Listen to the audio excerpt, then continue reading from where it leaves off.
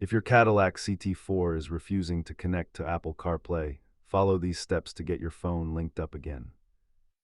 Statistics show that 80% of connection issues in the CT4 are caused by simple software glitches or faulty cables. Let us break down the troubleshooting process into manageable steps.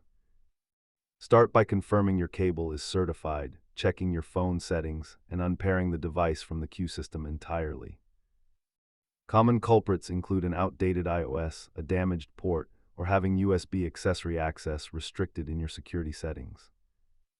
If the phone is fine, try a hard reset of your Cadillac user experience system to clear out any hung background processes. Most software fixes can be done in your driveway, but if the USB port itself is failing, you might need a dealer visit. As you can see, the vast majority of issues stem from the physical cable or software settings rather than major hardware failure.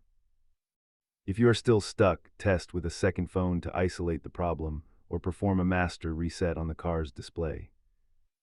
Always keep a high-quality spare cable and some electronic contact cleaner in your glove box for quick troubleshooting. Remember that software is only as good as the physical connection it travels through. If these steps didn't solve your connection issue, it is time to visit your local Cadillac service center.